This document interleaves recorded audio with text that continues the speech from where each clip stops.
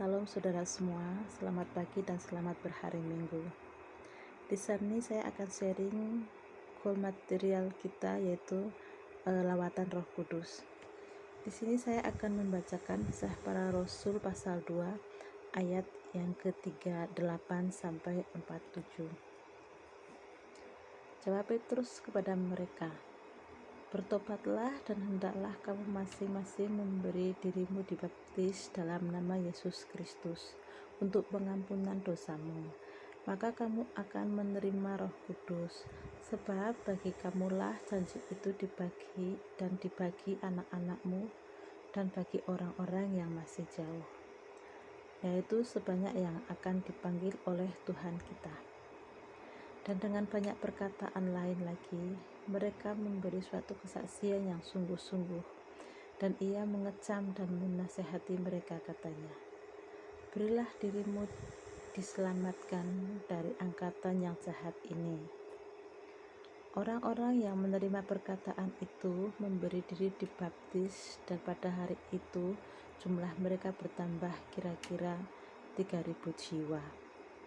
Mereka bertekun dalam pengajaran rasul-rasul, dan dalam persekutuan mereka selalu berkumpul untuk memecahkan roti dan berdoa. Maka ketakutanlah mereka semua, sedang rasul-rasul itu mengadakan banyak mukjizat dan tanda. Dan semua orang yang telah menjadi percaya tetap bersatu, dan segala kepunyaan mereka adalah kepunyaan bersama.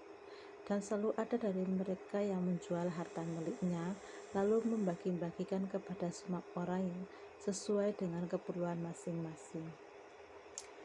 Dengan bertekun dan dengan hati mereka berkumpul tiap-tiap hari dalam bait Allah. Mereka memecahkan roti di rumah masing-masing secara bergiliran, makan bersama-sama dengan gembira, dengan tulus hati sambil memuji Allah.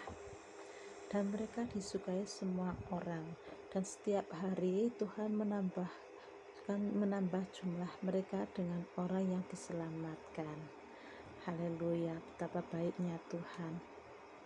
Di sini mereka ada yang sampai menjual tanah kepunyaan mereka untuk dibagi-bagikan kepada mereka yang memerlukan. Di sini mereka mementingkan Tuhan Yesus Kristus tentunya, sehingga mereka rela menjual kepunyaan mereka karena mereka sudah berfokus kepada Tuhan Yesus Kristus, dan mereka tidak memikirkan duniawi lagi. Lebih dari 2000 tahun yang lalu, ketika para murid dan pengikut Yesus berkumpul di kamar loteng pada hari Pentakosta, Roh Kudus Tuhan turun dan membaptis mereka dengan lidah api. Peristiwa ini menimbulkan keributan di antara mereka yang berkumpul di Yerusalem. Rasul Petrus memberitakan Injil untuk pertama kalinya, dan 3.000 orang ditambahkan ke dalam bilangan orang yang percaya. Sejak hari itu, gereja bertumbuh secara terus-menerus setelah pencurahan Roh Kudus atas para murid. Apakah kriteria orang yang dapat menerima lawatan Roh Kudus? Yang pertama, kita harus bertobat. Pertobatan sejati dimulai ketika kita mengenali sifat dosa kita, berpaling dari dosa, menerima Yesus sebagai Tuhan dan Juru Selamat pribadi kita. Ketika kita dipimpin oleh Roh Kudus, kita mengizinkan Roh Kudus untuk membentuk kita menjadi serupa dengan gambar Allah. Petrus meminta orang-orang untuk bertobat dari dosa masa lalu mereka sebelum menerima karunia Roh Kudus. Telah memisahkan manusia dari Tuhan, dan manusia perlu menerima Yesus Kristus dalam hidup mereka dan bertobat dari dosa-dosa mereka. Setelah itu, barulah Yesus Kristus dapat mencurahkan janji dari Bapa, yaitu Roh Kudus. Saudaraku, jadi di sini ketika kita mengakui dosa-dosa kita, kita bertobat dan kita dibaptis, maka Roh Kudus akan dicurahkan kepada kita bagi setiap orang yang percaya. Di sini sangat luar biasa, saudara, ketika kita menerima Roh Kudus, kita akan berubah. Yang dulunya kita suka marah-marah, suka egois, suka emosi, tapi di sini Roh Kudus mengontrol kita, mengontrol perbuatan-perbuatan dari hal-hal yang kurang berkenan di hadapan Tuhan. Di sini Roh Kudus sangat membantu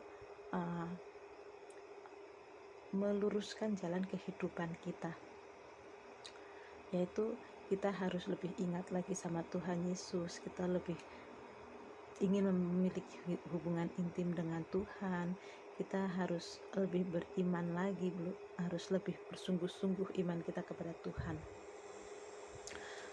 Roh Kudus dicurahkan bagi kita, orang yang percaya akan Allah, yaitu Tuhan Yesus Kristus, Juru Selamat kita.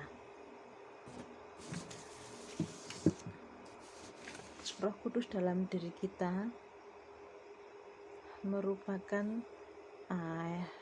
pemberian dari Bapa yang di surga, yaitu sebelum Tuhan Yesus angkat ke surga, dia berjanji akan selalu ada buat kita, yaitu Roh Kudus yang ada di dalam kita adalah Tuhan Yesus Kristus sendiri, saudara. Kita tidak akan pernah sendirian saat ini, karena ada penolong, ada Roh Kudus di dalam diri kita. Dan di diri kita selalu ada sukacita, selalu ada kasih, selalu ada belas kasihan, selalu menyayangi saudara, menyayangi sesama. Itu karena semua dari buah dari Roh Kudus yang ada di dalam diri kita.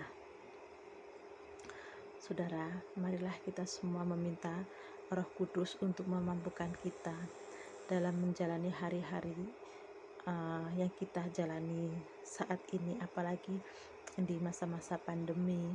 Mungkin kadang-kadang kita jenuh di rumah terus karena nggak bisa beribadah sama-sama ke gereja, dan kita pun tidak pernah keluar. Tapi percayalah, kita selalu ada damai, karena di situ ada Tuhan, ada Roh Kudus di dalam diri kita. Jadi kita tidak sendiri, saudara. Kita harus selalu sukacita, kita harus tetap bersyukur. Di dalam pekerjaan kita harus senantiasa memuji Tuhan, meninggikan namanya, menaikkan pujian. Saudara, di saat kita menyembah Tuhan, menaikkan pujian, berdoa, itu benar-benar Roh Kudus itu hadir dalam kita, dan kita tidak akan sendiri. Tuhan selalu bersama kita. Roh Kudus akan menuntun kita untuk memberikan tuntunan yang lebih baik lagi untuk kita.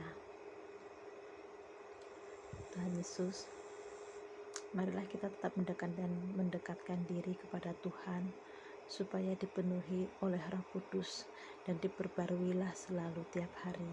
Kita meminta Tuhan agar kita diberikan kekuatan dalam menjalani hari-hari seperti saat ini, tentunya dengan ucapan syukur dalam keadaan apapun, dalam keadaan sedih, senang, susah, kita harus bersyukur.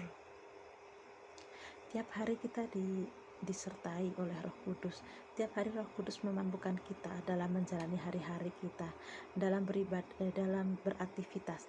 Dalam beraktivitas kita tiap harinya itu ada Roh Kudus yang memampukan kita dalam menjalani hari-hari ini. Pesertaan Tuhan dari diri kita adalah sempurna. Pagi, siang, malam, Tuhan tidak pernah meninggalkan kita. Tuhan selalu ada buat kita, karena Tuhan selalu baik, sangat baik untuk kita.